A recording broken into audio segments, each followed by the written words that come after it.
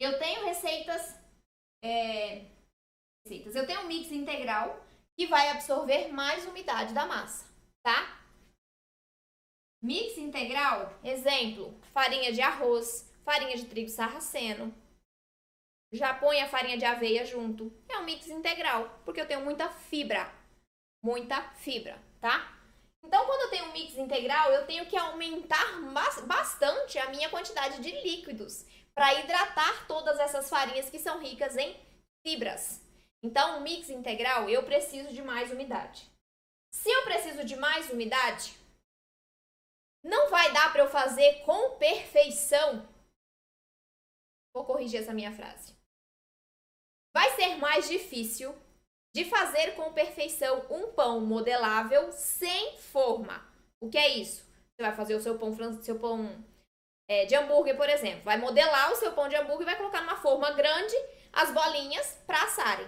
Quando você usa um mix totalmente integral, é difícil você fazer esse pão de hambúrguer e deixar numa umidade suficiente para ele não ficar seco e duro, mas não tão úmido a ponto de ele esparramar na forma. Então, esse ponto, usando só farinhas integrais, é mais difícil de você alcançar.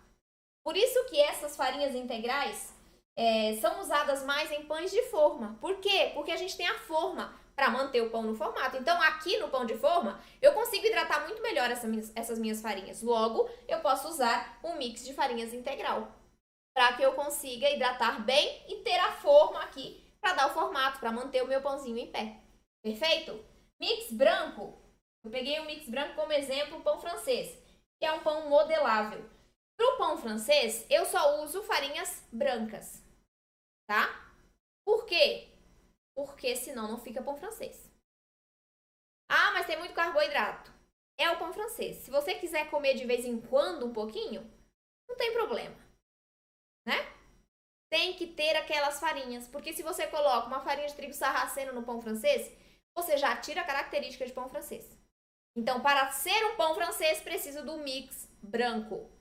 É saudável? Claro, tem muito mais fibras do que em outros pães, mas são farinhas brancas. Então, você come de vez em quando e você pode dar essa opção de compra para o seu cliente se você quiser também. Porque pão francês, gente, né? Todo mundo ama pão francês, ainda mais sem glúten e perfeito. Quem já testou o pão francês ali do canal, viu que o resultado ele é perfeito. Casquinha crocante, miolo mais sequinho, bem alveolado. E o formato é idêntico ao pão francês. Então, gente, é perfeito. Só que, claro, leva farinhas brancas. Esse pão leva menos líquido, porque eu preciso de menos umidade para hidratar farinhas que não têm uma grande quantidade de fibras. Perfeito? Tem nutrientes, mas não tem uma grande quantidade de fibras. Então, eu não preciso colocar muita água. Minha massa, ela tem que ficar firme o suficiente para eu fazer o pãozinho e ele se manter no formato. Se eu ponho muita farinha de fibra ali, rica em fibra, eu tenho que hidratar muito mais a massa. E aí ela esparrama na forma. Tá? Então, são conceitos que você precisa entender sobre os tipos de farinhas, quais têm mais fibras, quais que são melhores para eu usar em determinado tipo de receita. E aí você vai adequando. Mesmo o pão francês, mesmo um pão modelável, a gente consegue fazer tranquilamente com a mão. Mas, para isso, você precisa usar um mix de farinhas correto. Tá bom? Então, resumindo toda a história, do que você vai precisar? Do que você vai precisar para fazer receita sem glúten? Eu já tenho aqui o que você vai precisar. Na mão. Eu tenho na mão o que você vai precisar. Espátula e fouet. 2 utensílios apenas para fazer receita sem glúten. Espátula para você misturar a sua massa. Fouet para massas mais cremosas, de bolos, por exemplo, né? E a espátula para massas de pães. Perfeitamente.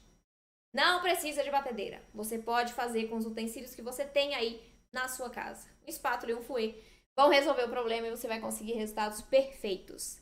À mão, sim, porque nossas receitas são mais cremosas.